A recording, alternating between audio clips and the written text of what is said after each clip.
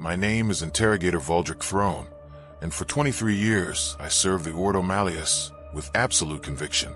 This record, which I speak now into a cogitator whose machine spirit I have manually lobotomized to prevent transmission, represents the dissolution of that conviction.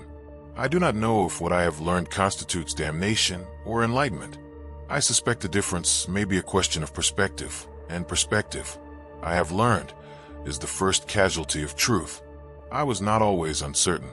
Once, I knew the galaxy with the clarity of Imperial doctrine. The Emperor protects. Chaos corrupts. Xenos threaten. Heresy must be purged. These were not beliefs, but axioms, mathematical in their precision, architectural in their necessity. I investigated cults. I interrogated the fallen. I recommended exterminatus on 7 occasions, without hesitation. Each action was justified by faith. Each death sanctified by purpose. The Alpha Legion, in my understanding, were traitors of the simplest kind. Astartes who had chosen ambition over loyalty during the Horus Heresy, who had embraced the ruinous powers, who now waged asymmetric warfare against the Imperium through lies, infiltration, and sabotage. They were the enemy. This was not interpretation. This was fact, recorded in the most sacred archives, confirmed by millennia of conflict, validated by the deaths of billions.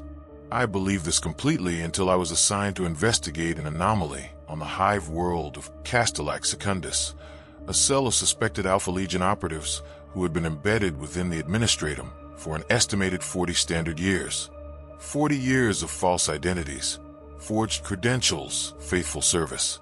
They had processed tithes, organized void ship schedules, even reported minor corruptions within their own departments. When the cell was finally identified through gene sampling during a random purity sweep, the Arbites expected to find evidence of sabotage, infiltration protocols, perhaps a long-term plan to cripple the system. They found nothing. No hidden weapons caches, no coded transmissions, no evidence of subversion, just decades of impeccable bureaucratic service and a collection of documents that should not have existed, documents that suggested the operatives themselves did not know why they had been placed there, only that their orders had come from someone who claimed to be working toward the survival of the Imperium. The phrase used in their final confession, extracted under psychic interrogation before their execution, was this: "We serve the Emperor by serving his enemies, so that his enemies might serve him unknowing." I dismissed it as the madness of broken minds. Chaos corruption, I reasoned, often manifests as paradox and contradiction. But the phrase lodged itself in my memory like a splinter, small and irritating, impossible to extract. It was the beginning of a pattern I would spend the next 2 years documenting, a pattern that would eventually consume my faith entirely. The Inquisition teaches that heresy is a contagion, that exposure to forbidden knowledge weakens the soul, that even investigating chaos requires constant vigilance against corruption. I followed every protocol. I wore my rosarius at all times. I recited the litanies of protection before reviewing each piece of evidence. I reported my findings to my superiors without deviation. But what I did not report, I could not report because I did not yet understand it, was the growing suspicion that the Alpha Legion were not corrupted at all, or if they were, their corruption served a function that contradicted every model of heresy I had been trained to recognize. I began to compile a secondary file, one I kept encrypted and separate from official channels. I told myself this was merely organizational, a way to track patterns too complex for standard reports. But in truth, I had already begun to doubt whether my superiors would want to hear what I was discovering. The Inquisition does not reward those who complicate clear narratives. Ambiguity is itself a form of heresy. My investigation took me to 17 worlds across 4 sectors. I reviewed execution records, interrogation transcripts, battlefield reports. I interviewed survivors of Alpha Legion attacks, those few who lived and remained sane enough to testify. I cross-referenced dates, strategies, outcomes. I examined the aftermath of their interventions not in isolation, but as part of a continuum, looking for what remained after they vanished. And slowly, impossibly, picture emerged. The Alpha Legion did not simply destroy. They transformed. They did not corrupt systems. They revealed corruptions already present, forcing the Imperium to purge itself. They did not weaken Imperial defenses, they tested them. And where they found weakness, they exploited it so thoroughly that it could never be exploited again. They were not an infection, but a diagnostic. Not a poison, but a medicine so bitter it resembled death itself. I found worlds that had been infiltrated by the Alpha Legion, plunged into chaos, and emerged stronger, their populations more unified, their defenses reorganized, their faith tested and renewed. I found Imperial commanders who had been manipulated into making decisions that seemed catastrophic at the time, but proved strategically sound in hindsight. I found cults that the Alpha Legion had established, nurtured, and then systematically dismantled in ways that trained local authorities to recognize and destroy similar threats.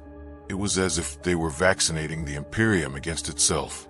But that interpretation required accepting an impossibility, that traitors could serve the Emperor, that heresy could be loyal, that the Alpha Legion had never fallen at all, or had fallen in such a way that falling and remaining loyal became indistinguishable. I know how this sounds. I know the signs of corruption, the slow erosion of certainty that precedes damnation. I monitor myself obsessively. I submitted to psychic screening. I prayed until my knees bled, and yet the evidence continued to accumulate, each piece adding weight to a conclusion I could not accept but could no longer deny. The Alpha Legion were not the enemy. Or they were, but enemy had ceased to be a meaningful category. They had become something else entirely, something the Imperium had no language to describe, no doctrine to address, no response except extermination. And I began to wonder, what if their extermination was precisely what they wanted?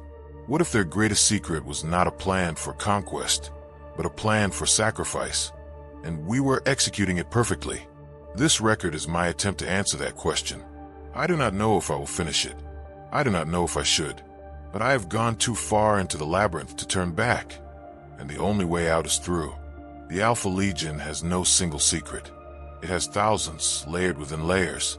Truths hidden inside lies hidden inside deeper truths. But there is a pattern, and once you see it, you cannot unsee it. I am Interrogator Voldrick Crone. This is what I have learned, and I am no longer certain whether learning it has damned me or set me free. The first documented encounter with the Alpha Legion occurred during the Great Crusade, when the 20th Legion was presented to the Imperium after decades of operating in secrecy. Even then, their nature was contradictory. They arrived with a battle record that could not be fully verified, claiming victories that other legions disputed or could not recall. Their primarch, or primarchs for the record, suggest there were two, Alfarius and Amagon, twins indistinguishable even to their own gene sons, presented themselves with a philosophy that troubled the other legions. That information was the supreme weapon, that identity was malleable, that the end could justify any means. The Emperor accepted them. The Emperor, who could see into the souls of his creations, who knew the future through methods we can barely comprehend, looked upon the Alpha Legion and found them worthy. This fact alone should have ended all speculation about their loyalty. And yet it is also this fact that makes their subsequent betrayal so devastating, so inexplicable, so perfectly designed to create maximum doubt. I spent 4 months in the restricted archives of the fortress of Harrow on Mackridge, reading accounts of the Horus Heresy that are not included in approved histories. The Ultramarines keep meticulous records, even of their failures, especially of their failures. What I found there troubled me more than any battlefield report. The Alpha Legion's betrayal was announced at the drop site massacre on Istvan V, where they turned upon their loyalist brothers alongside the Word Bearers, Night Lords, and Iron Warriors.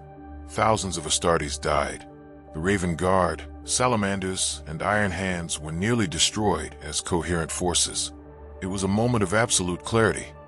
The Alpha Legion had chosen chaos, had embraced treachery, had become the enemy. But the records I read contained marginal notes, observations from Guilliman himself, recorded in the aftermath when he attempted to understand how such comprehensive deception had been possible. He noted that the Alpha Legion's attacks at Istvan V, while devastating, were not maximally efficient. They created casualties, yes, but they also created survivors. They destroyed formations, but allowed certain units to escape. Their patterns of fire drove loyalist elements into defensive positions that, while appearing desperate at the time, proved viable for extraction. Guilliman attributed this to arrogance, to the Alpha Legion's preference for complex stratagems over direct annihilation. But his notes contained a question he never answered. Why would a legion dedicated to perfect information warfare make such tactically obvious errors unless the errors themselves were intentional? I found similar patterns throughout the heresy. The Alpha Legion fought for Horus, but their contributions were always ambiguous.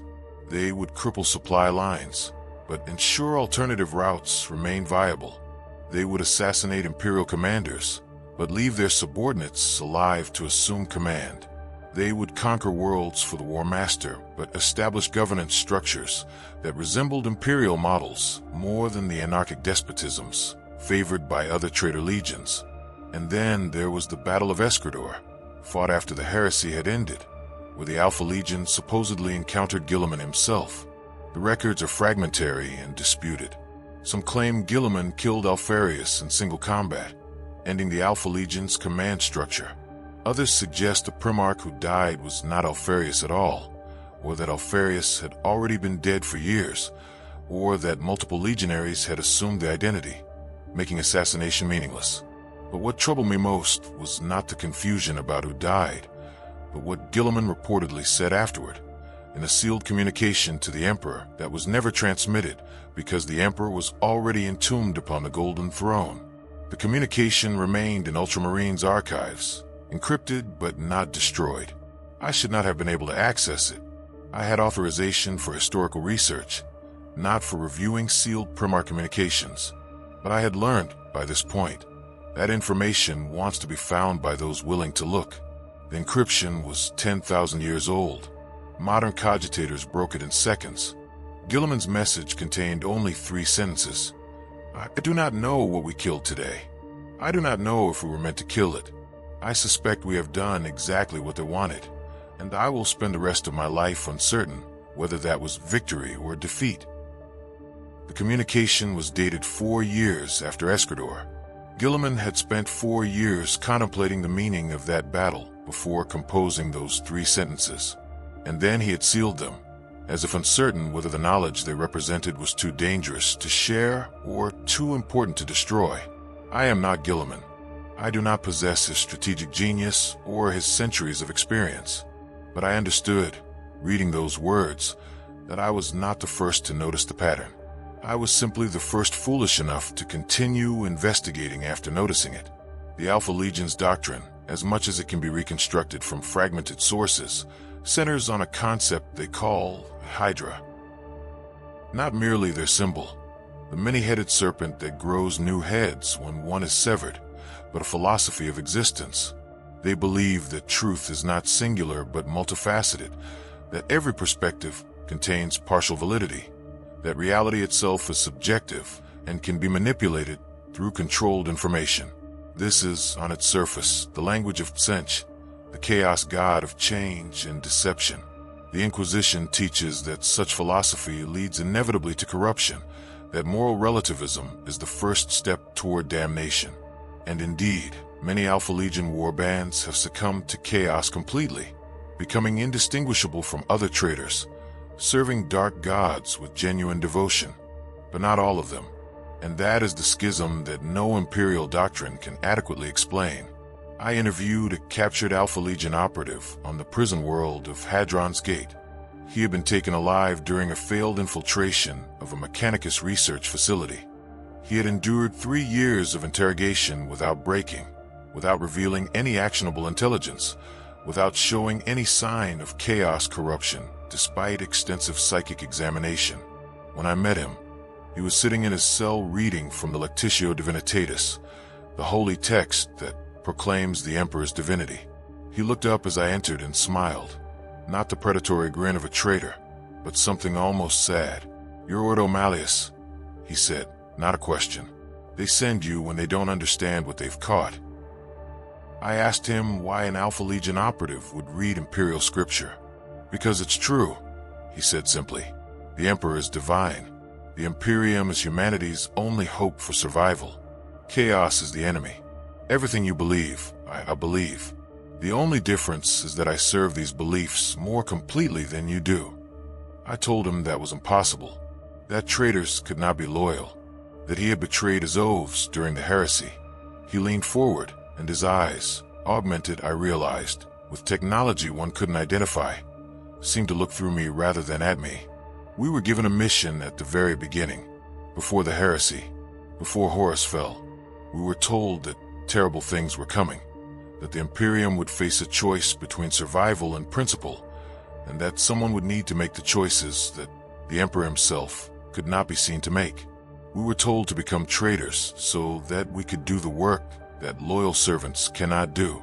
We were told to embrace damnation so that others could remain pure. I asked who gave him this mission. He smiled again, and this time it was infinitely tired. If I told you, you wouldn't believe me. Or worse, you would believe me, and it would destroy you. Some truths are cognitive hazards, interrogator. They rewrite everything they touch. The Alpha Legion exists in that space. We are the truth that cannot be spoken, the loyalty that must appear as treachery, the sacrifice that looks like damnation. I had him executed the next day. It was protocol. He offered no resistance. As they led him to the execution chamber, he turned and said one final thing. You'll continue investigating. You won't be able to stop. And eventually, you'll understand. When you do, you'll have to make the same choice we made, whether to serve openly and preserve your soul, or serve completely and sacrifice everything, even the knowledge of your own loyalty. I pray you choose correctly. 6 months later, I discovered evidence that the Mechanicus facility he had been infiltrating was under investigation for tech heresy, specifically for attempting to create artificial intelligence in violation of the most sacred prohibitions. The investigation had been triggered by an anonymous report filed 2 weeks before the Alpha Legion operatives' capture. The facility was purged. 17 Magi were executed. A potential AI outbreak that could have consumed the entire Forge world was prevented. The operative had never revealed this under interrogation, had never claimed credit, had gone to his execution in silence, allowing us to believe we had captured and killed an enemy, never knowing we had killed someone who had saved millions of lives at the cost of his own. Unless, of course, that was exactly what he had intended. Unless his capture, his interrogation, his execution, all of it was the mission. I began to see the pattern everywhere after that. Every Alpha Legion operation, examined closely, contained a secondary objective that served Imperial interests. Every betrayal contained the seeds of a hidden loyalty. Every act of sabotage strengthened the Imperium in ways that only became apparent years later. They were not corrupted. They were not fallen. They were something far more disturbing. They were faithful servants who had accepted that true service required becoming the enemy, and they had been doing this for 10,000 years with such perfect commitment that even they might no longer remember which side they were truly on. The question that haunted me then, that haunts me still, is this: who ordered it? Who could command such absolute devotion? Who could ask Astartes to sacrifice not just their lives, but their honor, their identity, their very souls, and have them obey? There is only one answer. Only one being in all of Imperial history who possessed that authority. But that answer is impossible. It is heresy. It is madness. And yet it is the only explanation that fits the evidence. I began having dreams approximately 8 months into my investigation. This is relevant because I had not dreamed in 17 years, a side effect of the psycho-conditioning all inquisitorial operatives undergo, a protection against psychic intrusion and subconscious manipulation. The fact that I was dreaming at all suggested either a catastrophic failure of my conditioning or exposure to something powerful enough to bypass it entirely. In the dreams, I stood in a vast chamber that I recognized as the Imperial Palace on Terra, though I had never been there in waking life. The architecture was pre-heresy, pristine and purposeful, not yet the Baroque monument to paranoia it would become. Before me stood a figure in golden armor, radiant and terrible, his face too bright to perceive directly. The Emperor, or something wearing the memory of the Emperor. He never spoke. He simply extended one hand, and in his palm rested a serpent with 20 heads, each head biting its own tail, forming an impossible knot. As I watched, he closed his hand, and the serpent screamed, all 20 mouths opening at once, but the screams sounded like words in a language I almost understood. I would wake with those words on the edge of my mind, always fading before I could capture them, leaving only a residue of meaning, sacrifice, necessity, the death of honor in service of survival, the loyalty that wears treason's face. I reported the dreams to my immediate superior, Inquisitor Helbrecht. He was a stern man, doctrinaire and inflexible, exactly the sort of commander the Ordo Malleus prefers. He ordered immediate psychic screening and a 3-week quarantine in a null-field chamber to cleanse any potential taint. The screening revealed nothing. No chaos corruption, no psychic intrusion, no mimetic contamination. The attending telepath, a sanctioned psyker named Escary, whom I had worked with for 6 years, seemed troubled by the results. When I pressed her, she admitted that the dreams bore markers consistent with prophetic visions or recovered memories, rather than external manipulation.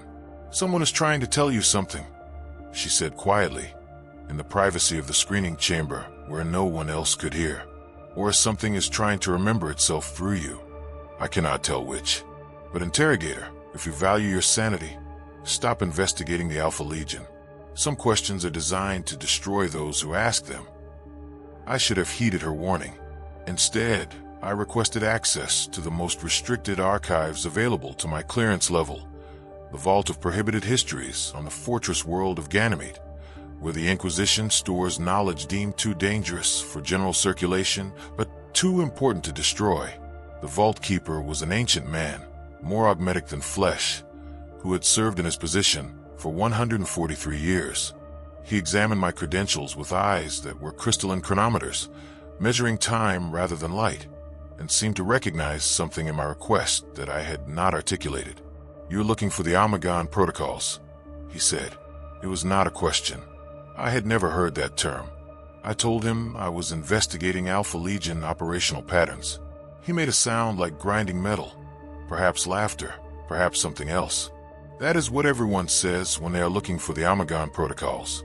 Come, you have the clearance, technically.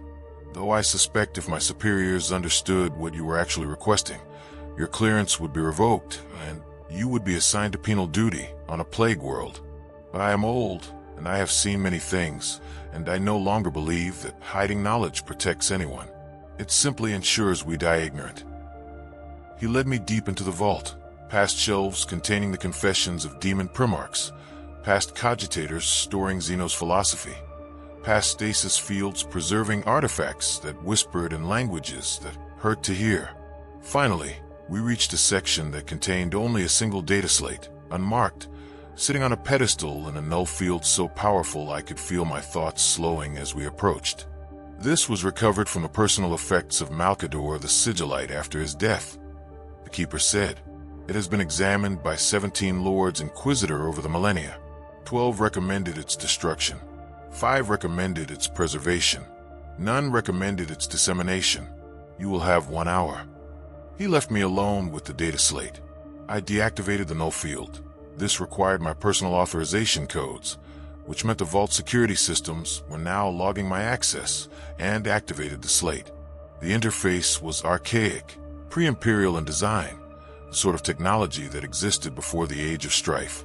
The fact that it still functioned after 10,000 years suggested technological sophistication far beyond standard Imperial capacity. The file contained a single document, written in High Gothic, but structured like a military order. It was dated 001.am31, the first year of the Imperium's calendar, the beginning of the Great Crusade. The header read, "Eyes only, Primarch XX, authorization, Imperator Solus," the Emperor's personal seal. I read it 3 times before I understood what I was reading. Then I read it 7 more times, hoping I had misunderstood. But the language was precise, unambiguous, written with the clarity of absolute authority. The document was an order, a Primarch-level strategic directive. It outlined a mission that would span millennia, that would require the XX Legion, the Alpha Legion, to operate outside all normal chains of command, to accept deniability as doctrine, to embrace apparent treachery in service of ultimate loyalty. The core directive was stated in a single paragraph. The enemy we face cannot be defeated through strength alone. Chaos represents not merely a military threat, but an existential one, a corruption that enters through certainty, through conviction, through the very loyalty we must inspire to unite humanity. A counter-strategy is required, one that cannot be corrupted because it appears already corrupted, that cannot be turned because it appears already turned, that cannot be destroyed because it exists in the space between truth and lies where chaos cannot follow. You will become that strategy. You will sacrifice your honor, your legacy, your very souls if necessary.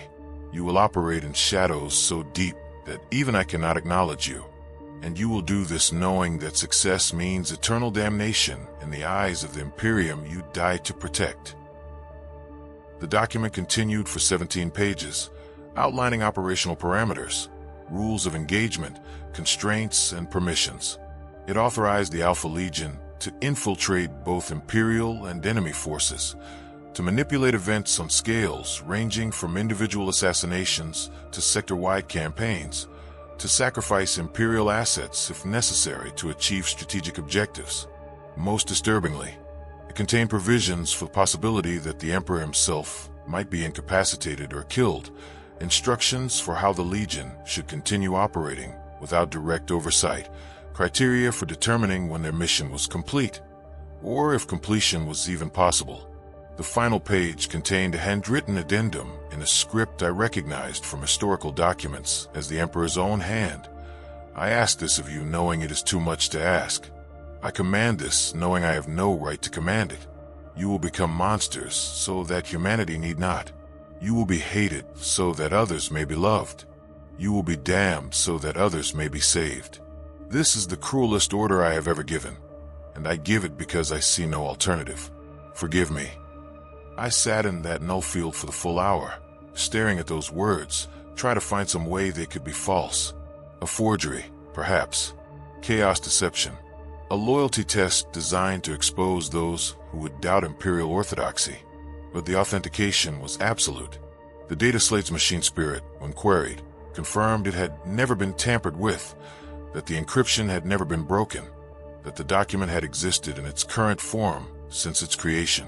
Unless the forgery had been created by the Emperor himself or by someone with equivalent technical capability, which is to say, no one. The document was genuine. When the Vault Keeper returned, I asked him how many of the 17 Lords Inquisitor who had examined this document had continued their investigations afterward. 2, he said. The others either accepted the document and sealed their findings, or rejected it and returned to normal duties. I asked what happened to the 2 who continued investigating. He was silent for a long moment. One took his own life within a year. The other disappeared into the Eye of Terror on a black operation and was never recovered. We do not know which outcome was intentional and which was madness, or if there is a difference. I asked if he believed the document was authentic. He looked at me with those chronometer eyes, and I realized he was measuring not just my time but my life, counting down to some endpoint I could not see. I have guarded this vault for 143 years. I have seen knowledge that could crack worlds, secrets that could topple the Imperium, truths so terrible they make damnation seem preferable to understanding. And of all the things I have guarded, this document is the one I fear most. Not because it might be true, but because if it is true, then every heretic we have burned, every world we have condemned, every certainty we have died to defend, all of it becomes ambiguous. How many Alpha Legion operatives have we executed who were faithful servants, following the Emperor's most secret order? How many of our victories were actually defeats? And how many defeats were victories we were too blind to recognize? If this document is true, then the Inquisition itself may have been serving the Alpha Legion's mission by opposing them, and we will never know. He paused, then added, I do not recommend suicide, interrogator, but I do recommend careful thought about what you do with this knowledge. Some truths are survivable only if they remain theoretical.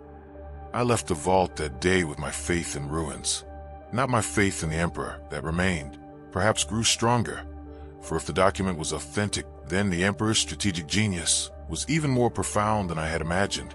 His willingness to sacrifice even his own son's honor in service of humanity's survival a testimony to his divine purpose. No, what had been destroyed was my faith in certainty itself. My faith that I could distinguish loyalty from treachery, that the Imperium's enemies were truly enemies, that my service was simple and righteous rather than complex and compromised. I began to understand why the other investigators had either stopped or died. There was a weight to this knowledge, a gravitational force that bent everything around it. Every action became questionable. Every order became ambiguous. Every execution might have been a murder of the faithful. Every enemy might have been a hidden ally. The Alpha Legion had not corrupted me with chaos. They had corrupted me with doubt, and doubt, I was beginning to understand, was their true weapon. Not doubt about the Emperor, but doubt about our ability to serve him correctly. Doubt about whether opposition to his enemies was the same as service to his will.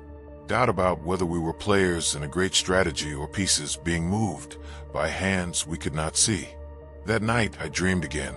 The Emperor stood before me, and this time his hand was empty. He looked at me. I still could not see his face, but I felt his gaze like radiation, burning and clarifying simultaneously, and spoke a single word: continue. When I woke, I knew three things with absolute certainty. First, that I would continue investigating no matter the cost. Second, that my investigation would likely destroy me. Third, that both of these outcomes might be exactly what the Alpha Legion, or the Emperor, or some hand older than either intended. I was no longer investigating them. I was becoming part of their pattern, and I did not know if that was corruption or calling. There is a concept in Imperial philosophy known as the paradox of the faithful traitor, usually discussed only in theoretical terms by ecclesiarchs debating the nature of sin and redemption. The paradox asks, if a servant of the Emperor commits heresy at the Emperor's command, is it heresy? If faith requires betraying faith, does faith remain? The standard theological answer is that the Emperor would never command heresy, and therefore the paradox is false, a trap constructed by chaos to undermine certainty. But I had seen the Omegon protocols. I knew the paradox was not theoretical. It was operational doctrine, enacted by thousands of Astartes across 10 millennia, and it had shaped Imperium in ways we could not begin to calculate. I spent the next 6 months attempting to map the Alpha Legion's true structure, not their war bands, their visible operations, their known commanders. All of that was theater, deliberate misdirection. I wanted to understand the architecture beneath the deception, the organizational logic that allowed them to maintain coherence across 10,000 years without central command, without unified doctrine, without even certainty about which of their own operatives were genuinely loyal and which had genuinely fallen.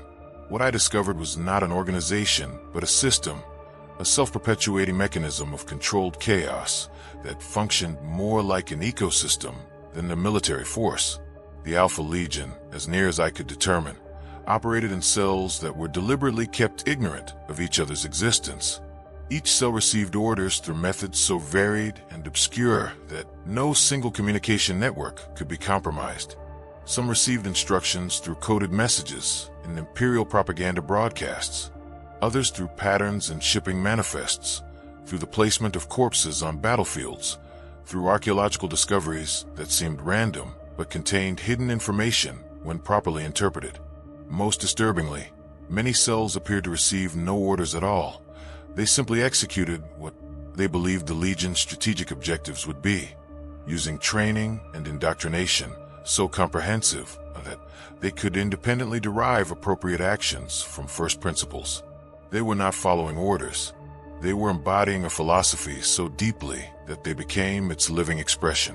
This meant the Alpha Legion could not be destroyed through decapitation strikes, could not be infiltrated because there was nothing coherent to infiltrate, could not even be fully corrupted by chaos, because corruption in one cell did not spread to others. They were truly a hydra. Cut off one head and others grew back, not through regeneration, but through independent generation, each head believing itself to be the true continuation of the original purpose. But this raised an impossible question. How did they maintain any consistency at all? How did thousands of independent cells, operating across the galaxy without communication or coordination, manage to work toward compatible objectives? How did chaos not consume them entirely? I found the answer in a recovered Alpha Legion training manual, discovered in the ruins of a facility we had bombarded from orbit 3 years prior. The document had survived because it was printed on synthetic material designed to withstand void exposure. They had expected us to destroy the facility and had ensured certain knowledge would survive. The manual was not tactical doctrine or weapons training. It was philosophical conditioning, a systematic program for restructuring thought itself. It taught operatives to think in probabilities rather than certainties, to maintain multiple contradictory beliefs simultaneously, to operate from incomplete information while remaining functional. But most critically, it taught them to identify the through line, the core strategic objective that remained constant even as tactics, allegiances, and circumstances changed. The through line, as stated in the manual, was simple. The Imperium must survive, even if survival requires the Imperium to change, even if that change requires us to betray it, even if that betrayal requires us to die as traitors.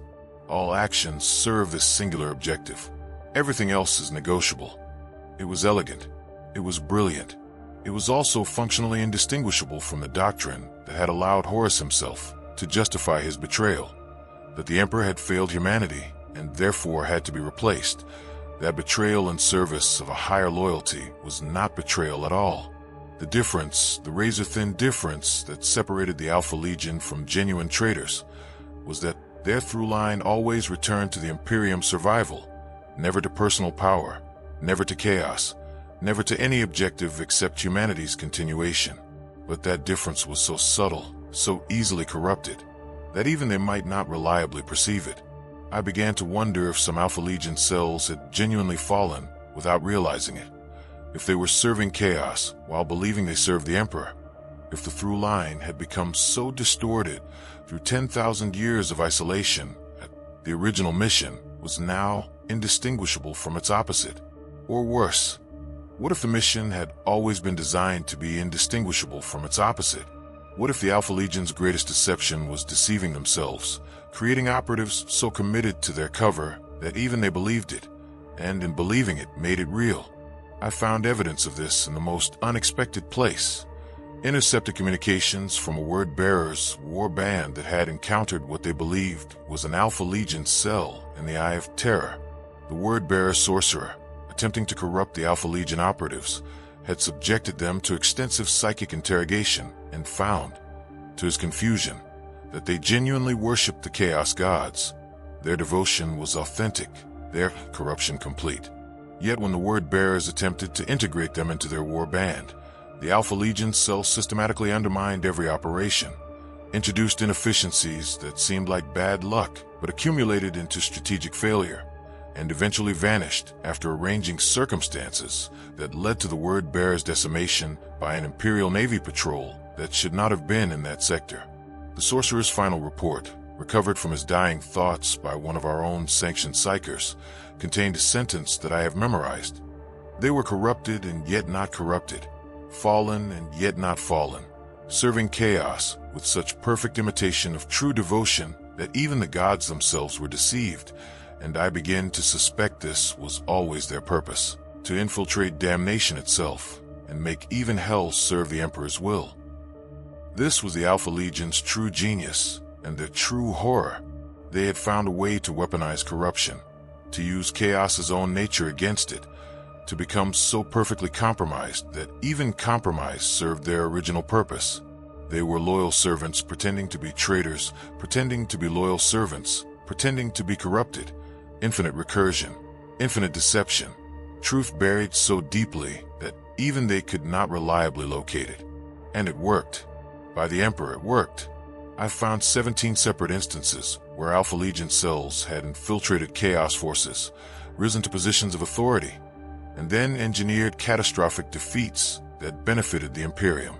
I found evidence of them manipulating Xeno species into attacking other Xenos, creating conflicts that weakened the Imperium's enemies without direct Imperial involvement. I found patterns suggesting they had infiltrated genestealer cults and redirected Tyranid hive fleets away from critical Imperial holdings. But I also found something else. Something that chilled me more than any chaos corruption, more than any Xenos threat. I found evidence that they had infiltrated the Inquisition itself, not as enemies seeking to destroy it, but as operatives seeking to guide it, to ensure that the Inquisition's paranoia and ruthlessness remained directed toward genuine threats rather than consuming the Imperium from within. I found purges that had been initiated based on Alpha Legion intelligence, heretic cells that had been exposed by Alpha Legion infiltrators who then allowed themselves to be captured and executed to protect their cover. I found evidence that suggested Inquisitors I had worked with, that I had trusted, might have been Alpha Legion operatives, or might have been manipulated by Alpha Legion operatives, or might have been receiving intelligence from Alpha Legion operatives without knowing it. And any of these possibilities was equally disturbing because they all suggested the same thing. The Inquisition was not hunting the Alpha Legion. The Alpha Legion was using the Inquisition as a tool, as a weapon, as a mechanism for achieving their objectives. Every heretic we burned might have been someone they wanted dead. Every world we condemned might have been a world they needed destroyed. Every investigation we conducted might have been an operation they had initiated. We were not the hunters. We were the hounds, and they held our leashes, and we had never noticed because they had made the leash feel like freedom. I began to question every decision I had ever made in the Emperor's service. Had I chosen to investigate the Alpha Legion, or had I been maneuvered into investigating them? Had my discovery of the Almagon protocols been chance, or had I been allowed to discover them? Was this entire process of revelation something I was experiencing, or something being done to me? The dreams intensified. Every night now, the Emperor standing before me, his hand opening and closing, the serpent appearing and disappearing, screaming words I almost understood. I stopped sleeping in my quarters and began sleeping in null-field chambers, but the dreams continued. Whatever was transmitting them was not psychic in nature or was so powerful that null fields provided no protection. I consulted with Interrogator Kess, one of the few colleagues I still trusted, though even that trust had become provisional, uncertain. She was Ordo Xenos, not Malleus, and therefore had less exposure to chaos-related contamination protocols. I thought she might provide perspective I lacked. When I explained what I had learned, she listened without interruption, her augmetic eye clicking and refocusing as she processed the information. When I finished, she was silent for a long time. "You understand what you're describing," she finally said. "You're describing a conspiracy so comprehensive that it cannot be opposed because opposition to it serves its purpose. You're describing operatives so deep in cover that they themselves don't know they're operatives. You're describing a strategic architecture that has been running for 10,000 years and has become indistinguishable from the Imperium itself. If what you're saying is true, even partially true, then the Alpha Legion isn't an enemy of the Imperium. They're a hidden organ of it, a secret immune system, and we've been trying to destroy them the way a body tries to destroy its own white blood cells during an autoimmune disorder." She leaned forward, and her voice dropped to a whisper. "Valdric, if you're right about this, then pursuing it further is either the most loyal thing you could do or the most traitorous. And I don't think anyone, including you, can determine which. The Alpha Legion's greatest weapon isn't deception. It's the uncertainty that comes after deception is revealed. They want you to doubt. They want all of us to doubt, because doubt paralyzes, and paralysis serves whoever has already positioned themselves to act." I asked her what she recommended. She smiled sadly. "I recommend you destroy your research, submit to mind scrubbing, and request reassignment to the furthest edge of the galaxy, where you'll never encounter another Alpha Legion operative. But you won't do that. You're too far in. So instead, I'll tell you what my mentor told me when I discovered something I wasn't meant to discover. The Imperium runs on necessary lies. Your job isn't to expose them. It's to determine which lies are necessary and which are simply lies, and then pray you choose correctly." She stood to leave, then paused at the door. "One more thing. If you truly believe the Alpha Legion has infiltrated the Inquisition at high levels, then reporting your findings through normal channels would mean reporting to the very people you suspect. which means either you trust the system and risk being eliminated, or you don't trust the system and become, by definition, a rogue operator. Both paths look identical to genuine heresy. The Alpha Legion's real genius is that they've made loyalty and treachery indistinguishable from each other. After she left, I sat alone in my quarters, staring at the 17 data slates containing my research, representing 2 years of investigation and the destruction of everything I had once been certain about. I thought about destroying them. I thought about reporting them. I thought about continuing the investigation until I had definitive proof, one way or another, though I was no longer certain what would constitute definitive proof or whether such proof could exist for a conspiracy built on making proof impossible. In the end, I did what perhaps I had always been going to do, what perhaps I had been guided to do by hands I could not see. I activated this recording. I began to speak my findings into a cogitator whose machine spirit I had lobotomized, creating a document that could not be transmitted, could only exist, waiting to be found by whoever came after me. Whether that made me loyal or traitorous, I no longer knew. I was beginning to suspect the Alpha Legion didn't know either, and that was the most terrifying discovery of all. I met Alfarius on the shrine world of Calcus Secundus, or I met someone claiming to be Alfarius, or I met someone who believed themselves to be Alfarius, or I met an operative so deeply committed to their role that the distinction between Alfarius and not Alfarius had ceased to be meaningful. I am still uncertain which of these is true, and I suspect that uncertainty was the entire point of the encounter. It happened 3 weeks after my conversation with Interrogator Kess. I had been assigned to investigate reports of heretical activity in the underhives of Calcus Secundus, a routine investigation, the sort of task given to interrogators who need busy work to distract them from more dangerous inquiries. I understood this was likely my superiors attempting to redirect my attention, and I accepted the assignment because refusing would have raised questions I was not prepared to answer. The heretical activity proved to be a front. The cult I was investigating was deliberately obvious, almost theatrical in its incompetence. They left evidence in plain sight, used encryption that a novice could break, operated with such sloppiness that even local enforcers could have dismantled them.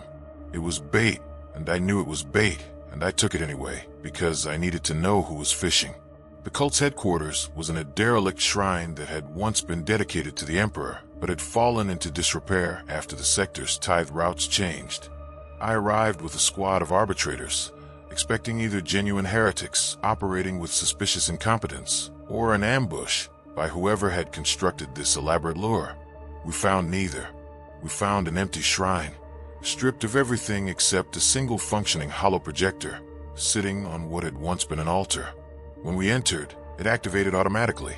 The figure that appeared was Astartes-sized, armored in the colors of the Alpha Legion, the Hydra symbol prominent on the breastplate. The armor was elaborate, adorned with honors and campaign markings from the Great Crusade, not the corrupted aesthetics of a modern traitor, but the pristine heraldry of a loyalist warrior from 10,000 years ago. The figure's helmet was removed, revealing a face that was handsome, symmetrical, utterly unremarkable in its perfection. It could have been anyone. It could have been a composite of everyone. There was nothing distinctive about it except its complete lack of distinction. Interrogator Valdric Throne, the figure said, and the voice was warm, almost gentle. You have been looking for answers. I am here to provide them, or to provide more questions. With us, it is often the same thing. I ordered the arbitrators to secure the perimeter, though I suspected if this was a trap, securing the perimeter would be meaningless. I addressed the projection directly. Identify yourself. I am Alfarius, it said simply, as was my brother, as are 10,000 of our gene sons, as are, perhaps, operatives you have worked alongside for years without recognizing. The name is not an identity, it is a principle, a reminder that the self is mutable, that the individual is less important than the pattern, that truth is always plural. I asked why it had brought me here. Because you have seen the Omegon protocols, because you understand, intellectually, what we are, but you do not yet understand why we must be, because you are approaching a threshold where you will either break or transform, and we prefer transformation. The Imperium has enough broken servants. It needs more who understand that serving the Emperor sometimes requires betraying every instinct loyalty has taught them. The projection began to walk, though it remained in place, the hollow projector compensating to maintain the illusion of movement. It was disconcerting, a visual metaphor for the Alpha Legion itself, motion without progress, change without transformation. You have been investigating us as if we were an enemy, it continued. This is understandable but incorrect. We are not an enemy. We are not an ally. We are function, a strategic necessity that the Imperium cannot acknowledge but cannot survive without. Let me explain through example. The projection shifted, displaying a star map of the Gothic sector. Specific systems were highlighted in red. In 957.M41, we identified 12 worlds in this sector that were in the early stages of genestealer infestation. The infestations were subtle, perhaps a decade away from becoming visible to Imperial authorities. By the time the Imperium would have responded, those worlds would have been lost, and the Tyranids would have gained footholds that would require exterminators to eliminate. 12 worlds, billions of lives, strategic resources critical to the sector's defense. More systems lit up in blue. We could have reported this intelligence through official channels, but intelligence from unknown sources is dismissed as unreliable. We could have revealed ourselves as the source, but that would have required explaining how traitor Astartes possessed better intelligence networks than the Inquisition, which would have raised uncomfortable questions. And even if we had been believed, the Inquisition would have spent months verifying our intelligence, during which time the infestations would have progressed beyond intervention. The blue lights began to shift, creating lines of connection between systems. Instead, we did this. We infiltrated the genestealer cults on all 12 worlds. We joined them. We rose to positions of authority within them. We manipulated them into accelerating their timetables, into revealing themselves prematurely, into attacking each other over doctrinal disputes we created. Within 8 months, all 12 cults had been destroyed by Imperial forces who believed they were responding to natural cult emergence and factional violence. Billions of lives saved, 12 worlds secured, and the Imperium never knew it was anything other than fortunate timing. The map disappeared, replaced by the figure's face again. But to accomplish this, we had to genuinely infiltrate genestealer cults. We had to accept hybridization for some of our operatives, genetic corruption that, by Imperial law, carries only one sentence.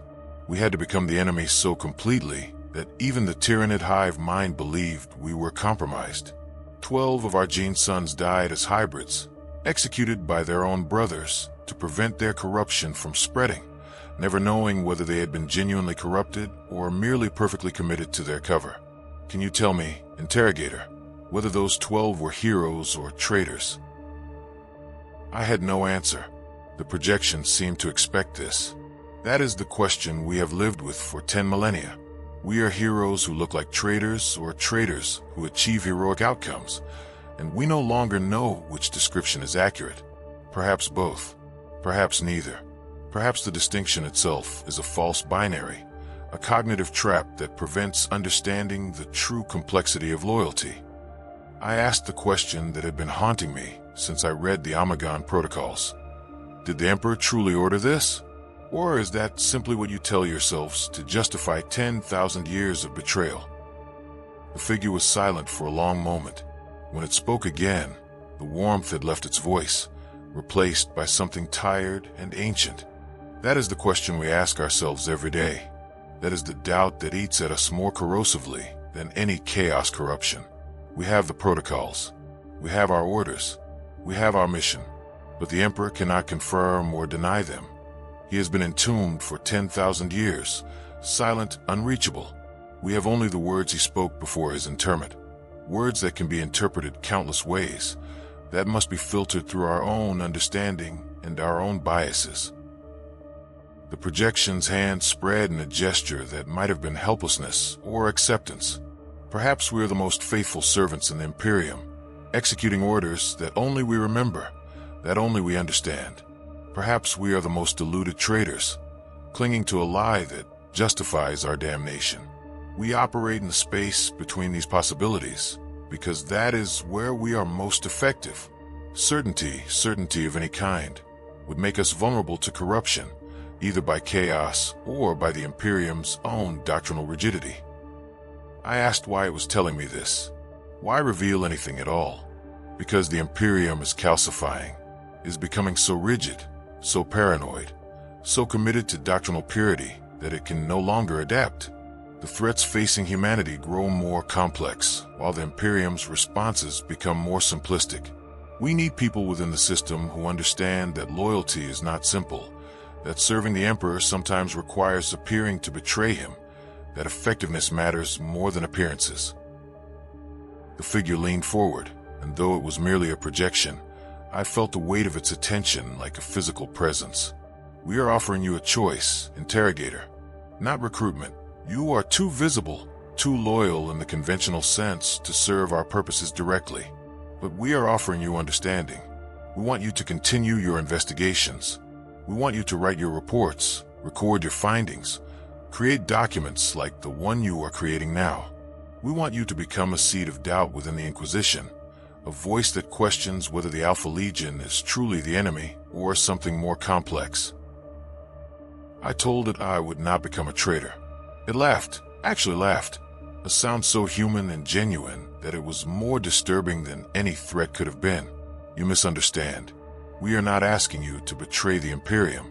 We are asking you to serve it more completely than your doctrine allows. We are asking you to recognize that sometimes the greatest loyalty is the loyalty that looks like treason, and the greatest treason is the treason that parades as loyalty. The projection began to flicker, its signal degrading. You will continue investigating. You will uncover more evidence. You will reach conclusions that terrify you. And eventually, you will have to decide. Do you report what you have learned and risk being executed as compromised? Do you remain silent and live with the knowledge that your silence allows us to continue operating? Or do you find a third path, the path we walk, the path of serving through subversion, of loyalty through apparent betrayal? The figure raised one hand in what might have been a salute or a benediction. The Emperor protects, interrogator, but sometimes he protects through us, through those willing to be damned so others may remain pure. Remember that when you make your choice. The projection vanished. The hollow projector melted immediately afterward, its internal mechanisms self-destructing with such completeness that no forensic analysis would recover anything useful. We searched the shrine thoroughly, finding nothing except a data slate hidden beneath the altar, containing the recorded conversation I had just experienced and a single additional file. The file contained a list of 17 names. I recognized all of them, senior inquisitors, highly respected, utterly beyond suspicion. Some were my superiors. Some had trained me. All were individuals whose judgment I had relied upon, whose orders I had followed without question. The file claimed they were all Alpha Legion operatives, or assets, or unknowing collaborators. It provided no evidence, no proof, nothing that could be verified or disproved. It was simply a list and an implicit question. If these individuals had been compromised, would you be able to tell? If their compromise made them more effective servants of the Imperium rather than less, would you even want to tell?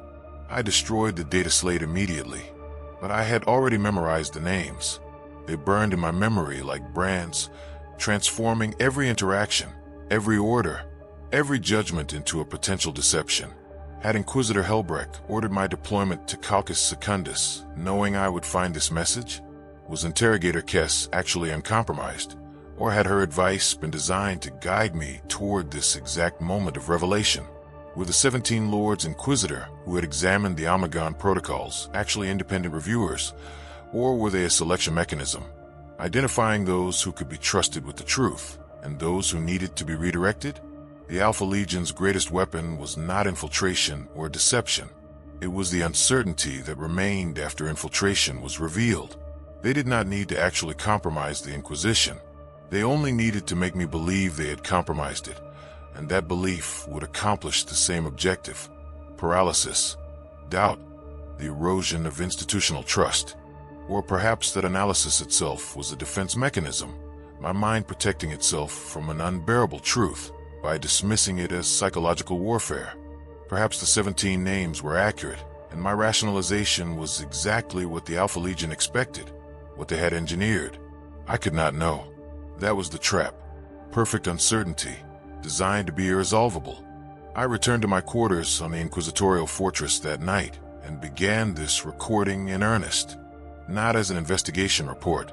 Those could be intercepted, reviewed, suppressed, but as a personal document, a confession, a warning to whoever might find it after my death, or a disappearance, or a transformation into something I no longer recognized.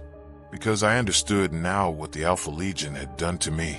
They had not corrupted me with chaos. They had corrupted me with knowledge.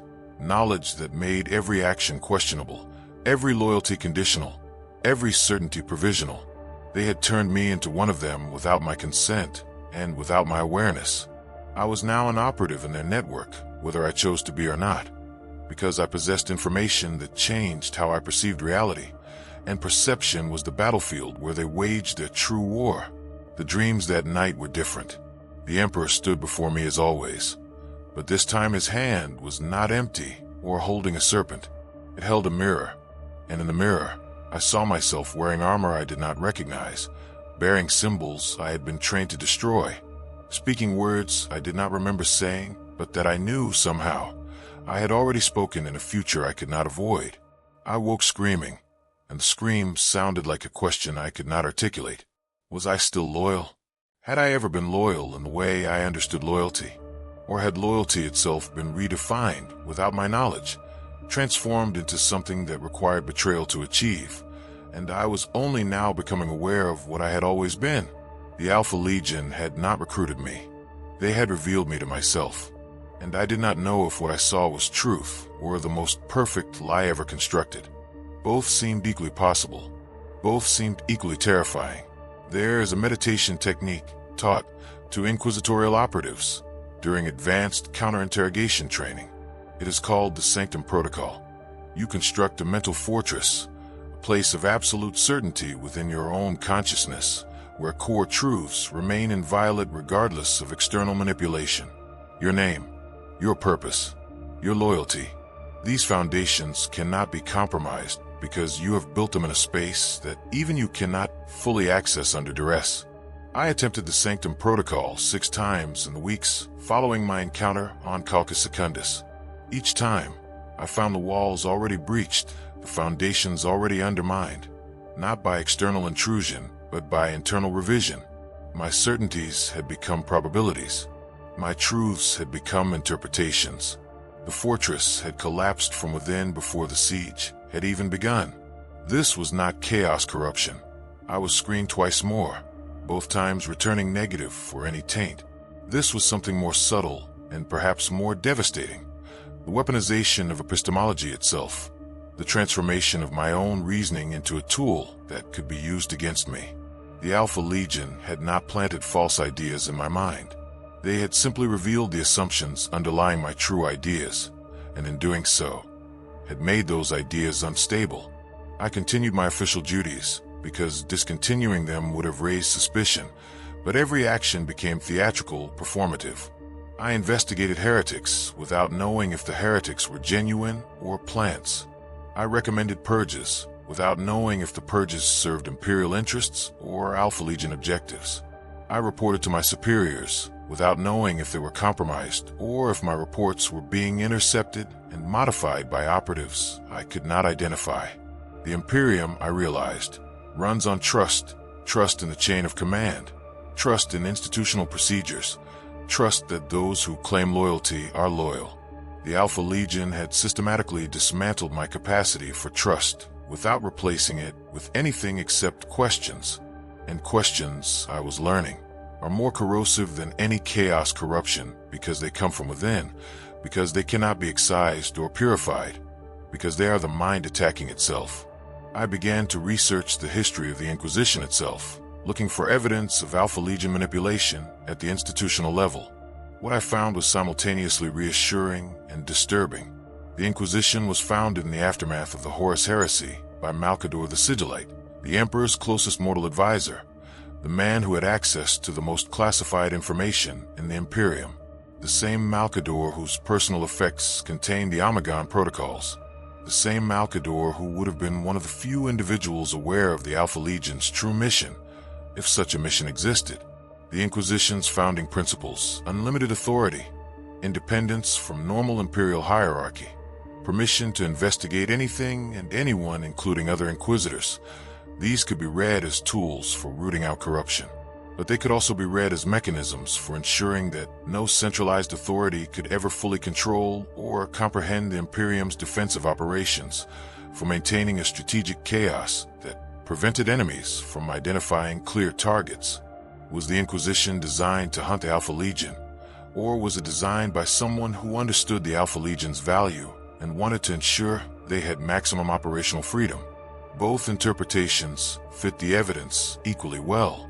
I found a fragmentary record from the founding period, a conversation between Malcador and an unnamed individual, recovered from a damaged data core in the Imperial Palace's restricted archives. The conversation had been marked for deletion, but had survived due to a copying error that distributed it across multiple redundant systems.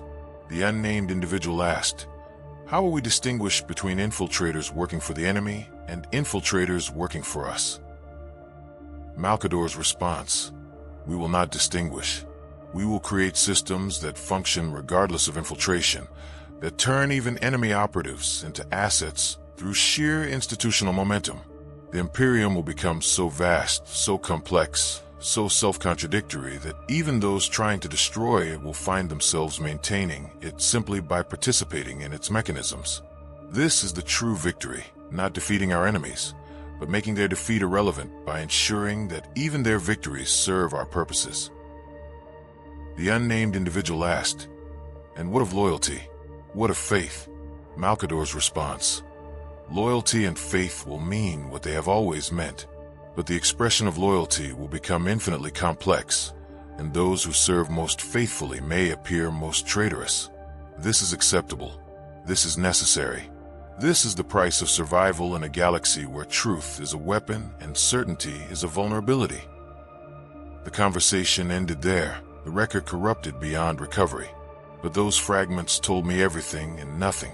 They suggested that the strategic architecture I had discovered was not an Alpha Legion innovation, but an Imperial design, that the paranoia and doubt that consumed me were not symptoms of corruption, but features of a system working as intended. Or perhaps the record was itself an Alpha Legion plant, designed to make me question the very foundations of Imperial governance. Perhaps Malcador had said these things, or perhaps someone wanted me to believe he had said them. Perhaps the distinction no longer mattered. I met with Interrogator Kess again, in a location I selected randomly to prevent surveillance, a crowded market district on the fortress's commercial level where the ambient noise would defeat most listening devices. I needed to speak to anyone, who might confirm or deny the thoughts consuming me. She arrived precisely on time, her augmetic eye scanning the crowd with mechanical efficiency. When we spoke, she kept her voice low, conversational, the words of someone discussing routine matters rather than existential crises. "You look terrible," she said without preamble. "Not sleeping. Probably not eating properly. Classic signs of obsessive investigation. How deep are you now?" I told her about Calcus Secundus, about the projection claiming to be Alfarius, about the list of names and the impossible choices it represented. She listened without interrupting, her human eye focused on me, while her augmetic eye continued scanning the environment. When I finished, she was silent for a long time, watching the crowds flow around us like currents in an ocean we could not control. "I need to tell you something," she finally said. "Something I should have told you during our first conversation, but I was not certain you were ready to hear it. I am still not certain, but you have progressed beyond the point where ignorance offers any protection." She reached into her code and produced a data slate, standard inquisitorial issue, unremarkable in every way. She activated it and handed it to me. The screen displayed a single document, my personnel file, complete and unredacted, including sections I had never seen despite them supposedly containing my own history. "Read the recruitment section," she said. I did. According to the file, I had been recruited into the Inquisition at age 19, identified as a candidate during routine aptitude testing in the Schola Progenium. Standard procedure. Unremarkable, except for a notation in the margin, visible only when viewed at a specific angle on the slate screen. A notation that used a cipher I recognized from Alpha Legion documents I had studied. When decoded, it read, Asset identified. Long-term integration approved. Handler, redacted. Purpose, institutional perspective maintenance. I looked at Kess, my hand shaking. What is this? I do not know if it is real, she said quietly. It was added to your file 6 years ago by someone with sufficient clearance to modify inquisitorial records. I discovered it during a routine security audit and have been monitoring you since, trying to determine if you were compromised or if someone was attempting to make it appear you were compromised. And your conclusion? That it does not matter. If you are compromised, you are the most effective operative I have ever encountered, and your compromise makes you better at serving the Imperium, not worse. If you are not compromised, then someone has gone to extraordinary lengths to make you question your own loyalty, which suggests they fear your effectiveness and seek to paralyze you with doubt. Either way, the appropriate response is the same.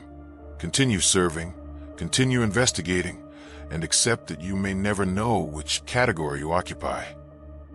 She took the data slate back, deleted the file, and crushed the slate under her boot with augmented strength. The Alpha Legion's greatest insight is that loyalty and treachery are not opposites, but endpoints on a spectrum, and most of us exist somewhere in the middle, serving interests we do not fully understand through mechanisms we cannot fully control. They have simply accepted this explicitly rather than pretending otherwise. You sound like you admire them, I said. I understand them, she corrected. Understanding is not admiration. But I have learned that the things we do not understand are more dangerous than the things we understand and oppose. The Alpha Legion is not the Imperium's greatest enemy. Willful ignorance is. Doctrinal rigidity is. The belief that complex problems have simple solutions and that uncertainty can be resolved through faith alone. These are the vulnerabilities that will destroy us, and the Alpha Legion exists to exploit those vulnerabilities until we evolve beyond them or die. She turned to leave, then paused. One final thing. You asked me once if I believed the Omegon protocols were authentic. I will tell you now, I do not know. But I know that the galaxy we inhabit is not the galaxy we pretend we inhabit. I know that the Imperium's survival has depended on countless actions that contradict our stated values. I know that someone somewhere has been making impossible choices for 10,000 years, and whether those choices were ordered by the Emperor or invented by traitors pretending to serve him, the result has been the same. Humanity endures. Perhaps that is the only metric that matters. After she left, I remained in the market for hours, watching people conduct their lives, buying, selling, arguing, laughing, completely unaware of the abyssal complexities underlying the Imperium they served. Their faith was simple, uncomplicated, pure. They believed the Emperor protected them. They believed their leaders were loyal. They believed the Imperium was eternal and righteous. I envied them. I envied their certainty more than I had ever envied anything. That night, I made a decision. I would continue this recording until I reached some form of conclusion, even if that conclusion was simply accepting that no conclusion was possible. I would document everything I had learned, not as an investigation report, but as a testament, a warning, a map of the labyrinth I had entered, so that others might navigate it more successfully than I had. But I would also continue serving. I would investigate heretics. I would hunt traitors. I would execute my duties with the same professionalism I had always maintained. Because Kess was right. Whether I was compromised or not, whether the Alpha Legion had manipulated me or simply revealed truths I had always been too indoctrinated to recognize, the appropriate response remained the same. Serve. Question. Doubt. Serve anyway. Perhaps that was what the Alpha Legion had been doing for 10 millennia. Perhaps that was what loyalty actually looked like when stripped of comforting illusions.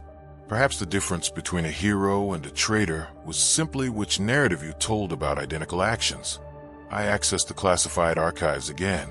this time searching for records of other inquisitors who had investigated the Alpha Legion extensively. I wanted to know what had happened to them, how they had resolved, or failed to resolve, the contradictions I was experiencing. I found 23 names spanning 9,000 years. Of those 23, 17 were listed as deceased under circumstances that were classified even within inquisitorial records. 3 were listed as having requested mind scrubbing and reassignment to different ordos. 2 had simply disappeared, their files marked as presumed lost during operations. And 1, Inquisitor Lord Hector Vane, who had served during M34, had completed his investigation and filed a report that was immediately classified at the highest level and never disseminated. The report still existed in the deepest archives, but accessing it required Inquisitor Lord authorization, which I did not possess. I requested the authorization through official channels, knowing it would likely be denied, but hoping that the request itself might trigger a response that would tell me something about the current institutional attitude toward Alpha Legion investigations. The response came within 3 hours, unprecedented speed for bureaucratic processes that normally took weeks.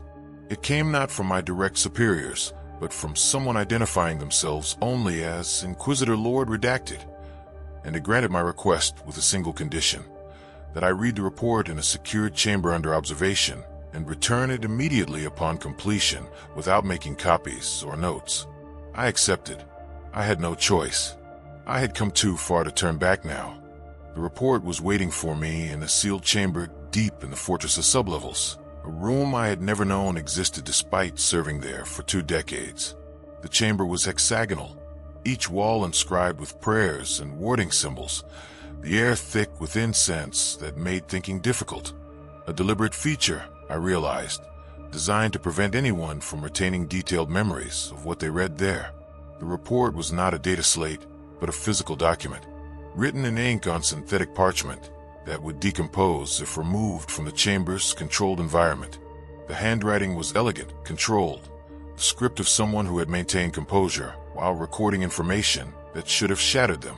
Inquisitor Lord Vane's conclusion, stated in the final paragraph after 300 pages of evidence and analysis, was this: the Alpha Legion is both loyal and traitorous, both corrupted and pure, both enemy and ally.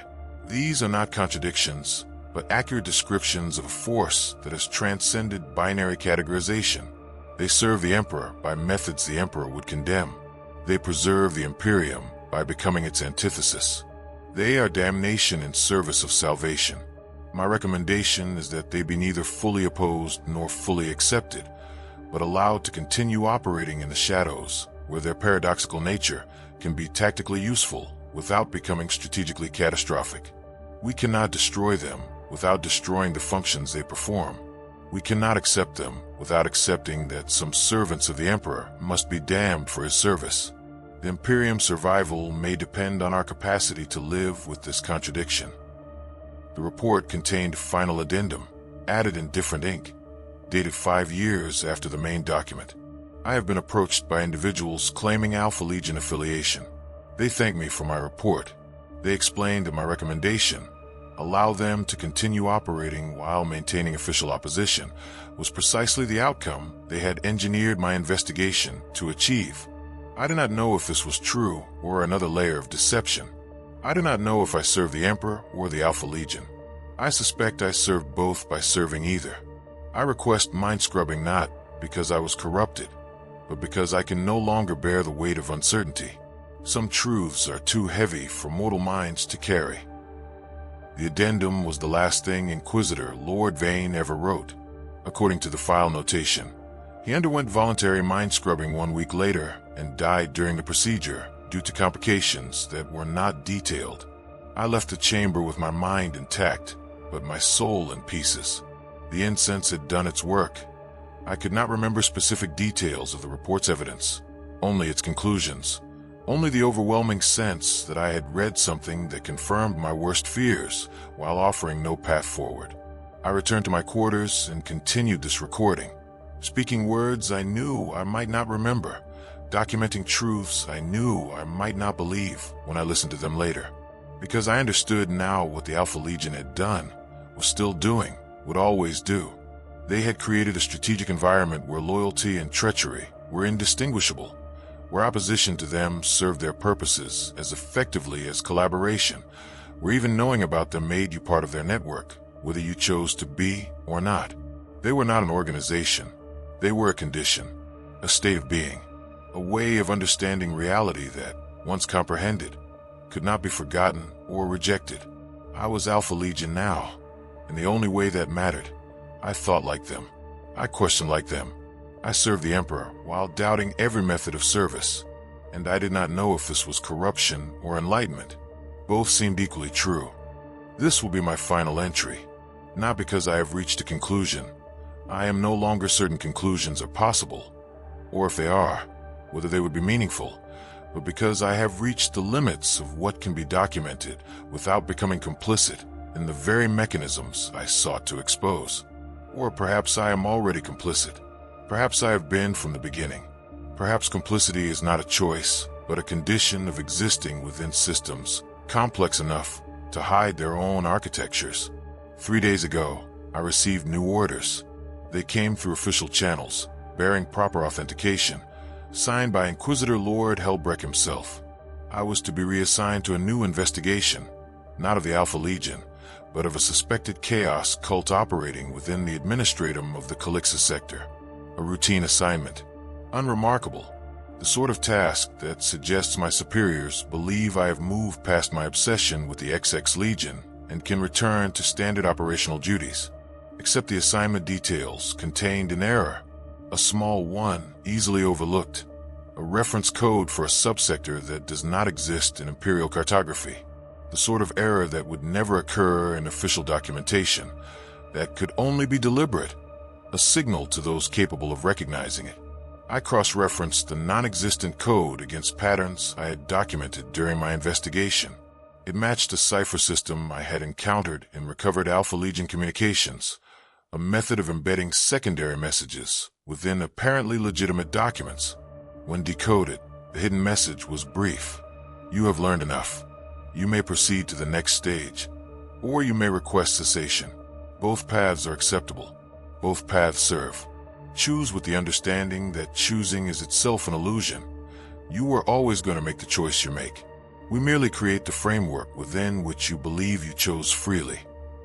I sat in my quarters for 6 hours, staring at that decoded message, trying to determine if it was genuine Alpha Legion communication or a test by the Inquisition to gauge my loyalty, trying to determine if there was a difference, trying to determine if the question itself was the actual test, and any answer I gave would reveal more about me than I intended.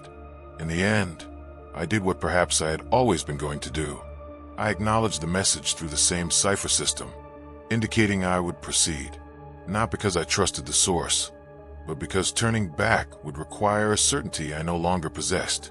The only direction remaining was forward, into deeper complexity, into greater ambiguity, into the heart of the labyrinth where truth and deception merge into something that transcends both. The dreams have stopped. This concerns me more than their presence ever did. For months they tormented me with their regularity. The Emperor standing before me with his serpent and his mirror, speaking truths I could not consciously retain, but that reshaped my understanding nonetheless. Their absence feels like abandonment, like I have graduated from needing external guidance, like whatever was speaking through the dreams has determined I have internalized its lessons sufficiently to continue without prompting. Or perhaps I have simply become so compromised that further guidance would be redundant.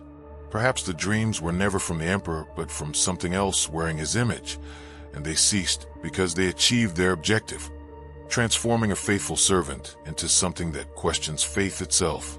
I no longer know. The distinction feels meaningless. If the transformation makes me more effective at preserving the Imperium, does the source of the transformation matter?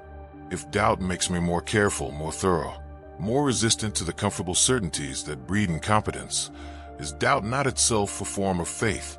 Faith in rigor rather than doctrine? Faith in evidence rather than authority? The Alpha Legion would say yes. The Imperium would say no. I exist in the space between these answers, and I am beginning to suspect that space is where the most important work occurs, the work that cannot be officially acknowledged, the work that looks like failure but produces survival, the work that damns individuals while saving civilizations. I have compiled my research into multiple copies, hidden in locations that even I do not consciously remember, a technique I learned from counterinterrogation training, allowing information to be preserved even if I am captured and my mind extracted. This recording is one such copy. There are others, distributed according to protocols, that will trigger their release under specific circumstances I have not fully decided upon. Perhaps they will be found by other inquisitors investigating the Alpha Legion, and perhaps my documentation will help them navigate the uncertainty more successfully than I did. Perhaps they will be found by the Alpha Legion itself, and perhaps my documentation will serve their purposes in ways I cannot anticipate. Perhaps they will never be found at all, and this confession will remain sealed in digital darkness until the data cores decay and the information dissolves into entropy. All three outcomes feel equally probable. All three outcomes feel like success and failure simultaneously. Yesterday, I encountered something that crystallized everything I have learned into a single moment of terrible clarity. I was conducting preliminary research for my new assignment, reviewing personnel files of suspected cultists in the Calixus Sector's Administratum. Standard procedure: examine their histories, their associations, their patterns of behavior. Look for anomalies, inconsistencies, signs of corruption or compromise. One file caught my attention. A mid-level administrator named Corvus then, 43 years of service, impeccable record, multiple commendations for efficiency. No signs of corruption, no suspicious associations, nothing that would flag him for investigation except that his name appeared on a list provided by anonymous intelligence, the same anonymous intelligence that had initiated this entire investigation. I requested genetic screening data from his most recent medical examination.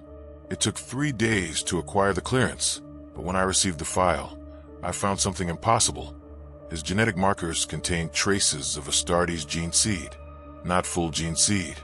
He was baseline human in appearance and capability, but genetic fragments that could only come from exposure to Astartes' biological material or from being descended from someone who had been exposed. The markers were 20th Legion, Alpha Legion. Corvus then was either an Alpha Legion operative who had been embedded in the Administratum for 4 decades, or he was descended from Alpha Legion gene stock, or he had been exposed to their genetic material through means I could not determine. Any of these possibilities should have meant immediate arrest and interrogation, but when I examined his work more closely, I found the same pattern I had found everywhere else: decades of faithful service, efficiency that had saved billions of thrones and administrative costs, reorganizations that had improved system function, corruption reports that had led to 17 separate purges of genuinely incompetent or traitorous officials. If he was Alpha Legion, his infiltration had strengthened the Imperium. If he was not Alpha Legion, but merely corrupted by their genetic material, that corruption had manifested as exceptional competence rather than decay. I had a choice. I could report him, initiate arrest procedures, have him interrogated and almost certainly executed. This was protocol. This was duty. This was what a loyal inquisitor would do without hesitation. Or I could do nothing. I could allow him to continue serving, to continue strengthening the systems he had embedded himself within, to continue being an effective administrator who happened to carry genetic markers of a traitor legion. I spent 3 days deliberating. I reviewed doctrine. I consulted precedent. I prayed for guidance that did not come. And in the end, I made a decision that I still do not fully understand, that I cannot justify through any doctrine I was taught, that feels simultaneously like the most loyal thing I have ever done and the most traitorous. I altered his medical records. I removed the genetic markers from the official file and replaced them with baseline human data. I ensured that no one else would discover what I had discovered. I allowed Corvus then to continue his service, unmarked, uninterrogated, unexecuted. And then I filed a report recommending the investigation be closed due to insufficient evidence of cult activity, that the anonymous intelligence had been unreliable, that the administratum in question was operating within acceptable parameters. My report was accepted. The investigation was terminated.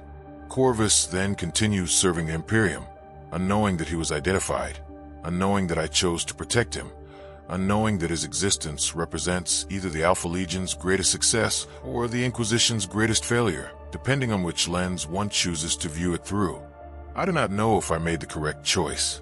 I suspect there is no correct choice, only choices that serve different values in different ways. I chose effectiveness over purity, function over doctrine, results over process. I chose the way the Alpha Legion chooses, and in doing so, I became indistinguishable from them in the only way that matters. I am not Alpha Legion. I have not been recruited, have not been corrupted, have not been explicitly compromised, but I think like them now. I see the galaxy through their lens. I understand that loyalty sometimes requires appearing disloyal, that serving the Emperor sometimes requires betraying everything the Imperium claims to value, that the difference between a hero and a traitor is often nothing more than which story is told about identical actions. This understanding is the corruption, not chaos, not gene seed, not psychic manipulation, simply the recognition that the galaxy is more complex than doctrine allows, that moral categories are insufficient for navigating existential threats, that surviving requires becoming monstrous in precisely calibrated ways. The Alpha Legion's greatest secret is not a conspiracy or a hidden agenda. It is a way of thinking, a cognitive framework that, once adopted, cannot be abandoned. They do not recruit operatives. They create conditions where loyal servants independently arrive at the same conclusions they reached 10,000 years ago, where faith transforms into doubt, transforms into a deeper faith that looks like faithlessness. I do not know if the Emperor ordered the Omegon protocols. I do not know if the Alpha Legion serves him or damns him. I do not know if my investigation has revealed truth or if I have been systematically deceived in ways I cannot detect. But I know this: the Imperium survives. Humanity endures. 10,000 years of warfare, corruption, betrayal, an apocalyptic threat, and still we persist. And perhaps we persist not despite the Alpha Legion, but because of them, because someone somewhere has been making the impossible choices, doing the unacceptable work, becoming the monsters that allow others to remain human. If that is true, then every Alpha Legion operative I helped execute may have been a murder rather than an execution. Every world we purged may have eliminated assets more valuable than the threats they contained. Every act of faith may have been an act of ignorance, and every act of doubt may have been an act of wisdom. I cannot live with this uncertainty, but I also cannot die with it unresolved. So I will do what the Alpha Legion does. I will continue serving while questioning everything. I will remain loyal while appearing compromised. I will execute my duties with perfect professionalism while privately acknowledging that I no longer know what duty means. Perhaps this makes me a traitor. Perhaps it makes me the most faithful servant in the Imperium. Perhaps both are true simultaneously, and the Alpha Legion's greatest revelation is that these categories were always false binaries, cognitive traps that prevented understanding the actual complexity of loyalty in a galaxy where survival requires moral flexibility. I am Interrogator Voldric Throne. I have investigated the Alpha Legion for 2 years, 8 months, and 17 days. I have learned their secrets, or I have learned lies disguised as secrets, or I have learned truths so terrible they resemble lies. And I have learned this final thing, which may be the only certainty remaining. The Alpha Legion does not ask us to serve them. They ask us to serve the Imperium so completely that we become willing to betray everything the Imperium claims to represent in order to preserve what it actually is: a flawed, brutal, necessary mechanism for human survival in a galaxy that wants us extinct. They ask us to become them without joining them, to think like traitors while remaining loyal, to sacrifice our certainty so that others may keep theirs. They ask us to be damned so that humanity may be saved. And the terrible thing, the thing that haunts me more than any chaos corruption ever could, is that I no longer know if this is heresy or the purest expression of faith ever conceived. I chose to protect Corvus then. I will continue making similar choices. I will serve the Imperium by methods the Imperium would condemn, and I will do so knowing I may be a hero or a traitor or something that transcends both categories. The Emperor protects.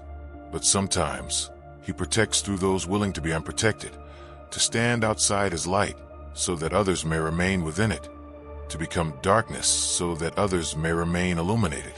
Is this what the Alpha Legion has been doing for 10 millennia? Or is this the lie they tell themselves to justify damnation? Or is the distinction itself meaningless, and the only thing that matters is that humanity survives? I do not know. I will never know. And I suspect not knowing is the answer, the final secret, the ultimate revelation, the truth that destroys all lesser truths. That certainty is the enemy. That doubt is the weapon. That the galaxy is too complex for simple faith, and simple faith is the vulnerability through which we will be destroyed unless we learn to embrace the complexity, to serve through subversion, to remain loyal by appearing traitorous. The Alpha Legion is not a threat to the Imperium. They are what the Imperium becomes when it understands itself completely, and understanding them means becoming them. I am Alfarius, or I am not. The fact that I can no longer tell which is true may be the only truth that matters. This recording ends here. What you do with it, whoever you are, whenever you find it, will reveal more about you than it reveals about me. If you destroy it, you preserve doctrine at the cost of truth. If you disseminate it, you spread doubt that may strengthen or weaken depending on who receives it. If you continue investigating based on what I have documented, you will arrive where I have arrived, and you will face the same impossible choice. There is no guidance I can offer except this. Doubt everything, including doubt itself. Serve faithfully while questioning faith. Trust no one, including yourself. And remember that the Alpha Legion's greatest victory is not defeating the Imperium, but revealing that the Imperium has always required traitors to survive, and we have simply been too indoctrinated to recognize them as the faithful servants they are. The Emperor protects. But who protects us from understanding how he protects? Who protects us from the knowledge that protection sometimes looks like betrayal, that salvation sometimes requires damnation, that the Hydra's heads serve a single body even as they devour each other? No one. We stand unprotected at the boundary of certainty and chaos, and we serve by bearing witness to contradictions too terrible to resolve. This is the dark secret of the Alpha Legion. This is the burden they carry. This is what they offer us. Not corruption, but complexity. Not damnation, but depth. Not betrayal, but loyalty so complete it transcends loyalty itself. Whether you accept this offer is not a choice. You made it the moment you began listening. Welcome to the labyrinth. Hydra Dominatus. Or not. The serpent always asks the question. It never provides the answer.